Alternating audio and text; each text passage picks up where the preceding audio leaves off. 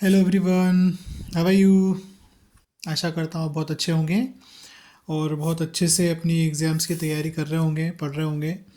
आज मैं आपको कक्षा 10वीं में जो प्रतिस्थापना विधि है, दो चर के रैखिक समीकरणों को हल करने के लिए उस विधि के विषय में हम चर्चा करेंगे।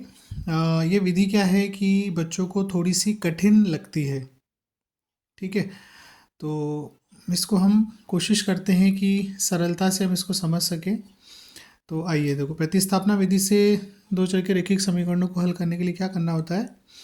हमें सबसे पहले किसी भी एक समीकरण से x या y का मान निकालना होता है। ठीक है, और उस मान को दूसरी समीकरण में रखना होता है।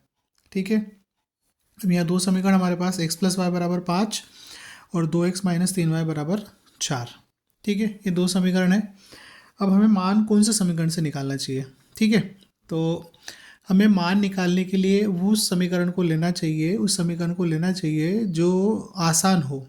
आसान मतलब कहने का मतलब ये है कि जिसमें चर के साथ कोई गुणांक नहीं होना चाहिए।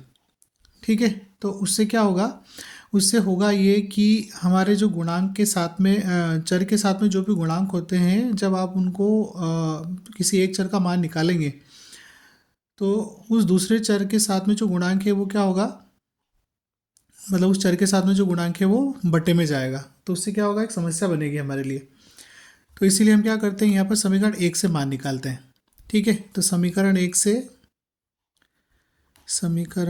से y का मान ज्ञात कर लेते हैं। y का मान निकालने पर, ठीक है, जब आप समीकरण एक से y का मान निकालेंगे तो y बराबर आपको क्या मिलेगा, 5 माइनस एक्स। इसे हम समीकरण नंबर 3 कहेंगे। ठीक, अब y का यह मान क्या करेंगे, हम समीकरण 2 में रखेंगे। ठीक है, एक बात ध्यान रखनी है, जिस समीकरण से मान निकालते हैं उस समीकरण में मान को नहीं रखना है, दूसरी समीकरण के अंदर हमको मान को रखना है। यहाँ समीकरण एक से मान निकाला तो 2 में रखेंगे। तो रखिए मान।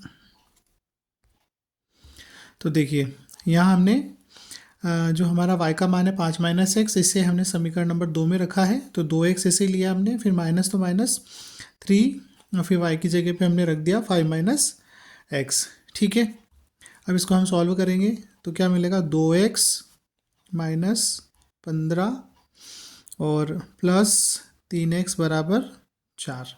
ठीक है, अब यहाँ 2x और 3x दोनों पॉजिटिव वैल्यू है, तो दोनों मिलके क्या बन जाएंगे आपके 5x।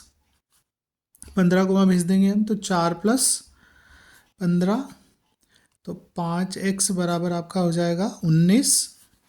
ठीक है, अब यहाँ आप x की वैल्यू लिखेंगे तो 5 का चले जाएंगे नीचे बटे में 19 के। ठीक, तो ये आपको मिला क्या, 19/5, जो कि x की वैल्यू है।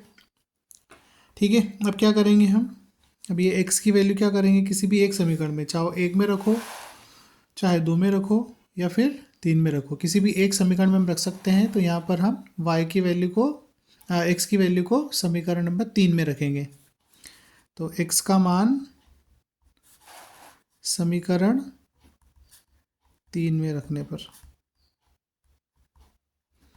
ठीक है, तो x की वैल्यू जब आप 3 में रखेंगे तो क्या मिलेगा, y बराबर 5 माइनस 19/5।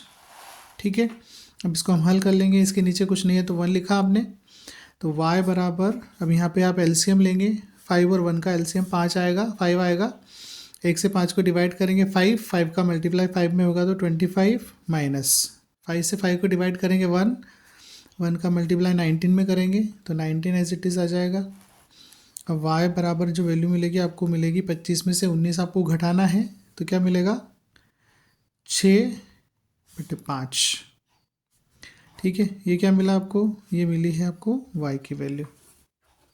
तो देखा आपने, प्रतिस्थापना विधि कठिन नहीं है, ये भी विलोपन विधि के जैसे ही एक आसान विधि है, जिससे हम बड़ी आसानी से दो चर के रैखिक समीकरण के जो चर हैं उनकी वैल्यू निकाल सकते हैं।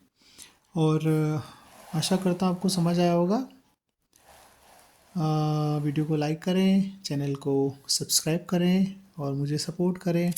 Thank you.